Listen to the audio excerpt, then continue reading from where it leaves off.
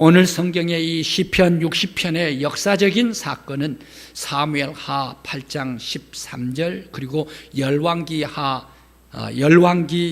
11장 15절 16절 말씀에 잘 나타나 있는 사건입니다. 왜 이렇게 다윗 임금님께서는 깃발을 주시라라고 기도하고 애원하고 있을까?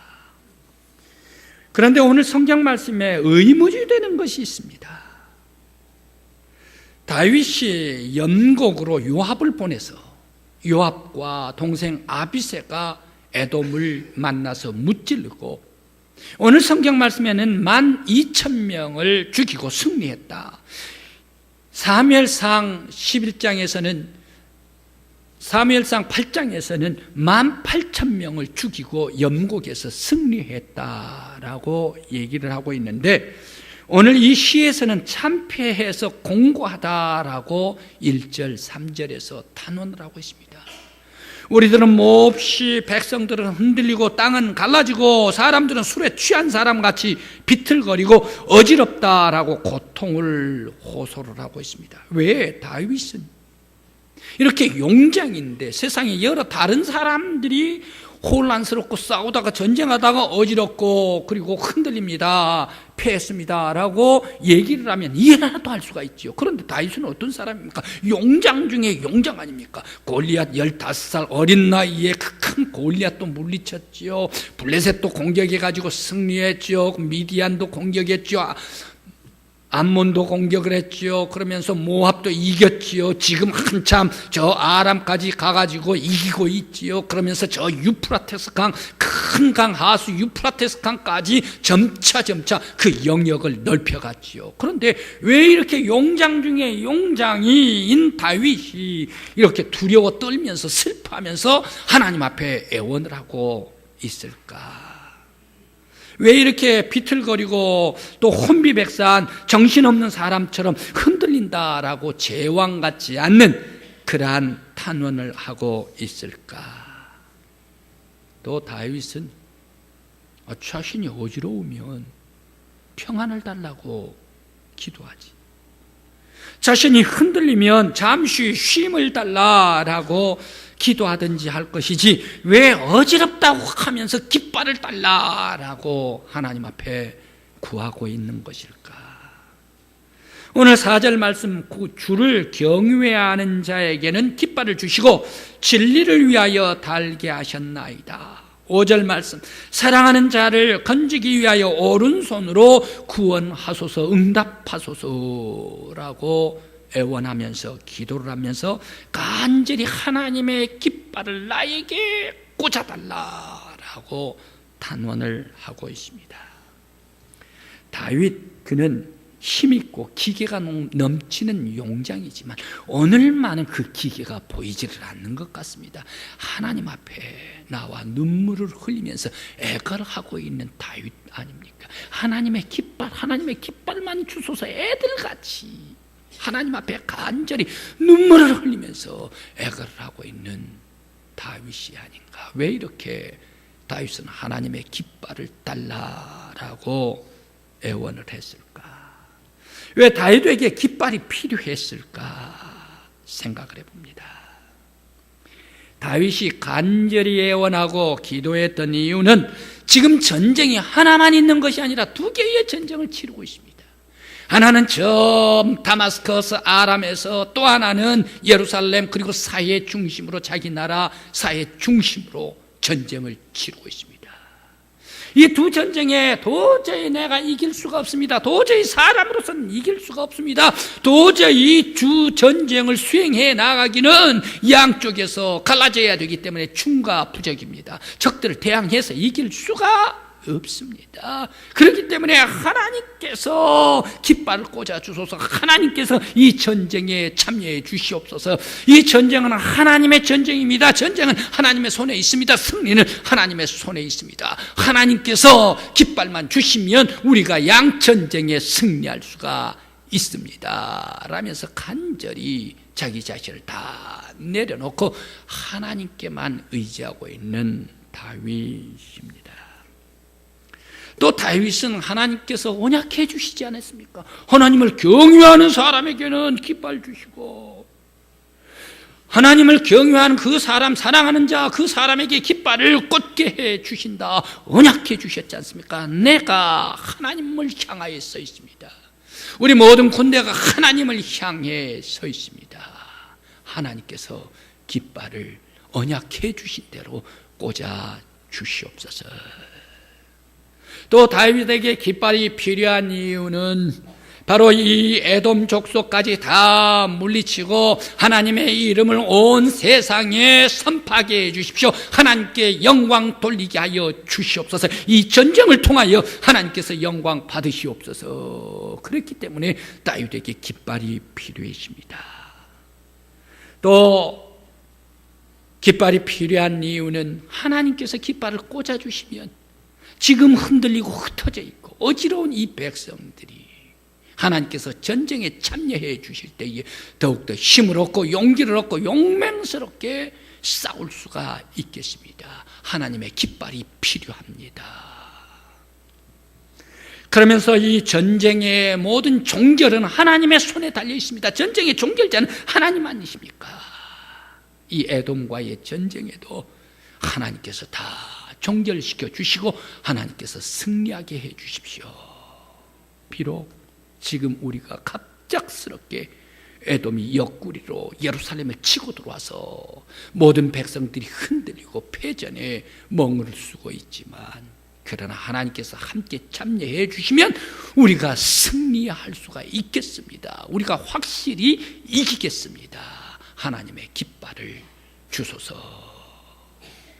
좌절하지를 않고 이런 역경과 고난 속에서도 좌절하지를 않고 하나님께 간절히 의지하면서 하나님의 깃발을 꽂아 주소서라고 기도하고 있습니다.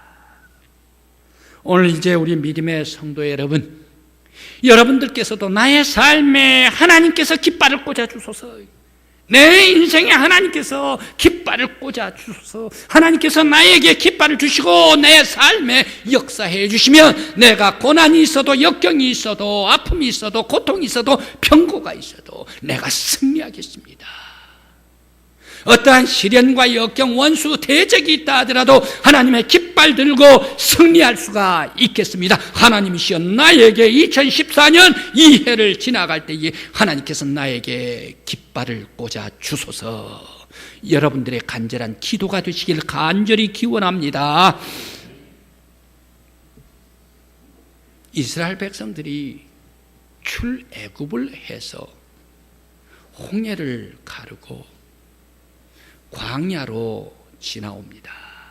가나안 땅으로 젖과 꿀이 흐르는 가나안 땅으로 향해 진군해 가는데, 가나안 땅으로 가는데 그렇게 쉽습니까? 그냥 평길 걸어가듯이, 오솔길 걸어가듯이, 자전거 길 걸어가듯이 그렇게 걸어가는 길일까요? 아니었습니다. 가나안 땅에 가도록까지는 엄청난 시련과 역경, 잘못하면 이스라엘 백성들 60만 아니라 120만, 180만 모든 사람들이 광야에서 흩어져 모래알 될 수밖에 없는 그런 위험이 항상 상존해 있었습니다. 이제 이 광야, 수르 광야가 딱 나옵니다. 수르 광야에 한 사흘길 걸었더니 광야에서 광야, 물이 없는 곳이 광야 아닙니까? 준비한 물 다 동이 나버리고 떨어져 버리고 말았습니다. 목이 타는데 어떻게 광야를 지나갑니까? 햇빛이 장렬을 하지요. 목이 갈증나지요. 그래 물을 달라. 그런데 마치 샘을 찾았습니다. 우물을 찾았습니다. 우물을 찾았는데 그 우물은 어떤 물입니까? 마라의 쓴물을 발견을 했습니다. 바닷물 먹습니까? 짜서 못 먹지 않습니까? 쓴물 먹을 수가 있겠습니까? 못 먹지 않습니까? 그때 모세가 가지를 꺾어서 우물에 던질 때에 이 쓴물이 단물되어서 모든 백성들이 다 목을 죽입니다. 그리고 그 후에 엘림 70개 종려 나무 그루가 있는 곳에 또 이 샘 곁에 장막을 쳤습니다. 나무가 산다라는 얘기는 물이 흐르고 있다. 나무가 한두 나무가 아니라 70개의 나무가 70개의 나무는 어떤 나무입니까? 79로 정확하게 종려나무 79그루다 이렇게 얘기를 합니까? 7이다. 완전한 숫자 곱하기 또 10. 많은 그러한 나무다. 바로 이 많은 나무가 있다라는 것은 물이 있다라는 얘기 아닙니까? 이곳에 장막을 치고 예림에서 또 출발을 합니다. 신광야로 출발합니다. 시내산 이제 다가왔습니다. 시내산 신광야로 이제 진을 치는데 그곳에 또 백성들이 모세에다가 항의를 합니다. 왜 우리에게 먹을 것 주지를 않느냐. 그래서 아침에는 만나를 줬습니다. 또 저녁이 되니까 왜 우리는 만나만 주냐, 고기는 안 주냐. 그래서 또 메추라기를 주었습니다. 그렇게 하고 이제 물리바 르비딤으로 갑니다.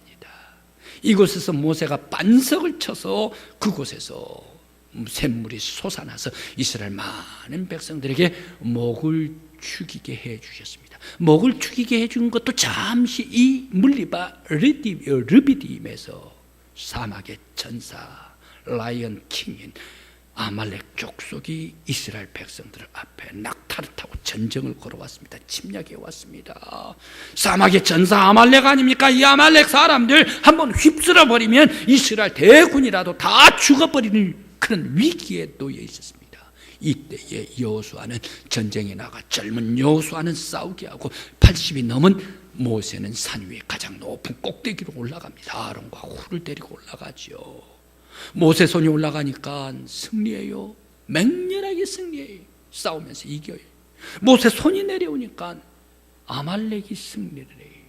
안 되겠다 싶어서 아론과 훌이 이제 괴할 것으로 모세 팔을 괴가지고 종일 팔이 내려오지 않도록 손을 팔을 괴버리고 말았습니다. 그러니까 이스라엘 사람들이 아주 힘있게 싸우다가 엄청난 대승을 바로 이곳에서 거두게 되었습니다. 하나님께서 모세에게 모세를 통하여 여호수아에게 일러줍니다. 여호수아야, 이것을 너가 보느냐? 이 승리를 보느냐? 높이 손을 들 때 승리했던 것을 보느냐? 하나님께서 싸워주셨다. 이것을 대대에 기념하라 라고 얘기를 해줍니다. 그때에 모세는 단을 쌓고 그곳에 여호와 하나님께서 손을 들게 해주셔서 개입하셔서 이기게 해주셨습니다. 이곳은 여호와 니스입니다. 이곳은 여호와 나의 깃발이었습니다. 이곳은 여호와 하나님께서 승리했습니다. 여호와 하나님께서 이기게 해주셨습니다. 여호와 니스, 여호와의 기, 바로 이 이름을 붙여주시고 대승을 하게 되었습니다. 오늘 우리 믿음의 성도 여러분, 우리 믿음의 성도 여러분들에게도 우리 하나님께서 2014년 나아갈 때에 하나님께서 길을 영혼 속에 꽂아주시길 간절히 기원합니다. 여호와 승리의 길을 나에게 허락해 주시길 간절히 기원합니다. 2014년의 모든 삶의 인생의 삶이 하나님을 향하여 바로 서고 하나님께서 주시는 은혜대로 승리의 깃발 들고 삶 속에서 승리의 삶을 살며 하나님께 영광 돌리겠습니다. 바로 이것이 저와 여러분들의 기도가 되시길 간절히 축원합니다.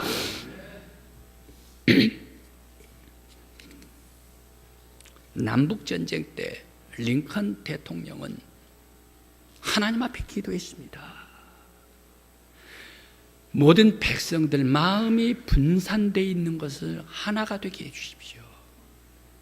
그 당시에 주가 50개 주는 아니었겠지만 이 모든 주들이 북군에서 이탈되고 있는데 이탈하지 않도록 하나가 되게 해주시고 이 전쟁에 하나님께서 꼭 승리하게 해 주십시오 라고 기도를 했습니다.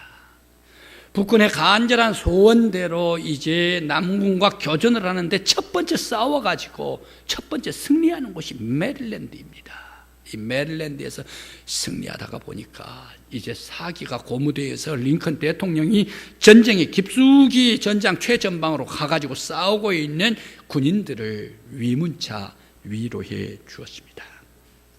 그때 한 신앙 좋은 참모가 링컨 대통령에게 이렇게 얘기를 합니다. 각하, 이제 염려하지 마십시오. 하나님께서는 우리의 편이십니다 라고 얘기를 할 때 링컨 대통령은 넌지시 이렇게 얘기를 합니다. 염려는 오직 내가 하나님의 편이 아닌가, 바로 이것이 염려가 되는 것일세. 우리가 하나님의 편에 서 있기만 하면 하나님께서는 우리 편일세. 바로 이것을 나는 다윗의 시편을 읽으면서 깨달았다네. 우리가 하나님 편에 있기만 하면 하나님께서는 우리 편, 나의 편이 되어 주신다네. 그리고 바로 이 승리는 이제 시작일 뿐이네. 앞으로 더 큰 승리를 하나님께서 우리에게 허락해 주실 것이라네 라고 얘기를 해 주었습니다. 남북전쟁, 그러므로 게티스버그 최대의 전쟁이 있었던 바로 이곳의 전쟁의 참상을 링컨이 직접 목격을 합니다. 그러면서 하나님께 기도를 합니다. 하나님, 이 전쟁은 하나님께 속한 전쟁입니다. 하나님을 향하여 우리가 서서 하나님께 영광을 돌려드리겠습니다. 주님, 하나님께서 승리하게 해 주시옵소서. 이 전쟁에 이기며 내가 하나님의 뜻대로 순종하면서 하나님께 영광 올리리이다 라고 그 전쟁의 참상을 바라보면서 하나님 앞에 간절히 기도했습니다. 결국 게티스버그 전쟁, 최대의 격전지에서 승리하게 되십니다. 그래서 북군이 승리했습니다. 이 승리함으로 말미암아 이 아메리카, 미국은 어떻게 됐습니까? 이 승리로 남북이 연합이 되고 하나가 되고 비전을 가지고 세계 속에 당대에 있어서 가장 훌륭했던 나라 영국을 점차 제끼면서 세계 속에 위상 있는 그런 제1국가로 올라가게 되었다. 엄청난 희망이, 비전이 이 전쟁이 끝나고 임하게 되었더라. 성도 여러분, 2014년에 하나님을 향하여 섭시다. 여러분, 하나님을 향하여 두 손을 들고 하나님을 향하여 기도하고 하나님을 향하여 두 팔 벌려 하나님께 의지하고 간구하는 저와 여러분들이 되시기를 간절히 기원합니다. 그렇게 되면 어떠한 고통이 있다도, 역경과 슬픔과 아픔이 있어도 하나님의 능력의 깃발을 우리들에게 꽂아 주실 줄 믿습니다. 이 하나님께서 세워주신 이 깃발을 들고 힘차게 달려나갈 때에 모든 적들도, 대적해오는 원수들도 다 영적으로 물리치고 남음이 있는 힘을 하나님께서 허락해 주실 줄 믿습니다. 여호와의 깃발을 들고 2014년 승리하는 저와 여러분들이 되시기를 간절히 기원합니다. 로마 312년 AD입니다. 콘스탄티누스 황제가 기독교를 공인한 발표를 312년에 했지 않습니까? 바로 이 발표를 하기 직전에 어떤 일이 있었습니까? 장군이었습니다. 황제로 등극하지를 못했습니다. 그런데 자기하고 라이벌 장군이 또 있습니다. 막센티우스. 엄청난 힘이 있지요. 군인들도 다 그쪽에 몰려갔지요. 그리고 그 군인들 용맹스럽죠. 비교를 하면 객관적인 비교에 콘스탄티누스 장군, 이 장군이 조금 밀립니다. 그때의 어머니 헬레나 어머님은 철저한 독실한 기도하는 어머님입니다. 이 기도하는 어머니께서 얘야, 바로 이러이럴 때에 기도해라, 이러이럴 때에 하나님 의지해라, 이러이럴 때에 예수 그리스도가 너에게 힘이 되어 주실 것이다. 이 믿음을 아들 장군에게 심어줬지 않습니까? 전쟁 직전에 무척 두려움이 있었습니다. 잠을 자고 꿈을 꾸는데 그리스도의 깃발이 나타납니다. 그러면서 이 깃발을 들고 나아갈 때야 승리하는 꿈을 꾸게 됩니다. 벌떡 일어났죠. 그러면서 이 십자가 그리스도의 깃발을 들고 이제 가지고 나가서 전쟁으로 싸울 때에, 막센티우스 장 군사들과 싸울 때에 이 예수의 깃발을 들고 나가서 싸우게 됩니다. 콘스탄티누스 장군은 아주 대승을 거두게 되죠. 그래서 막센티우스를 물리치고 그는 황제로 등극을 해서 기독교를 공인하고 로마가 기독교 국가가 되는 초석을 이루게 되었더라. 그리스도의 깃발을 세우고 달려나가 싸울 때에 하나님께서 도와주십니다. 오늘 참 이상한 것이 있습니다. 모세 두 팔을 들고 하나님을 향하여 서게 될 때 여호와 하나님의 깃발을 꽂아주실 때 대승하게 됩니다. 다윗 에돔과 더불어 싸울 때 하나님의 깃발을 꽂아주소서, 하나님 앞에 깃발을 주소서 나아갈 때에 그는 대승을 해서 결국에 있어서 근동의 제왕으로 등극을 하게 됩니다. 링컨 대통령도 하나님의 깃발을 들고 하나님을 향하여 서겠습니다 라고 싸울 때에 아메리카의 비전을 갖게 되어 있습니다. 이 콘스탄티누스 황제도 예수 그리스도의 깃발을 들고 나아가서 달려 싸울 때 승리하게 해주셨습니다. 성도 여러분, 여러분 꼭 승리하시기 바랍니다. 2014년 이기시기 바랍니다. 어떤 고통과 아픔 대적이 온다 하더라도 다 물리치고 승리하는 2014년 새해가 되시길 간절히 기원합니다. 하나님께서 나의 영혼에, 하나님께서 여러분의 가정에, 하나님께서 우리 교회에 여호와의 깃발을 꽂아주실 때에 승리의 쾌가를 부를 수 있는 새해가 되시길 간절한 마음으로 축원합니다. 기도드리시겠습니다. 아버지 하나님, 다윗 그는 양쪽 전쟁에 수행할 수가 없었습니다. 그러나 좌절하지를 않고 낙심하지 않고 하나님 앞에 깃발을 주소서 엄청난 대승을 하고 근동의 제왕 중에 제왕, 하나님의 이름을 선포하는 왕이 되었습니다. 주님, 나에게도 하나님의 깃발이 필요합니다. 우리의 가정에도 하나님의, 우리의 교회에도 하나님의 깃발이 필요합니다. 주의 깃발을 꽂아 주시옵시사. 주님, 하나님의 영광 예수 그리스도의 이름을 온 세상에 선포하게 하여 주시옵시고 승리의 쾌가를 부를 수 있는 새해가 되게 하여 주시옵소서. 예수님의 이름으로 기도드리옵나이다. 아멘.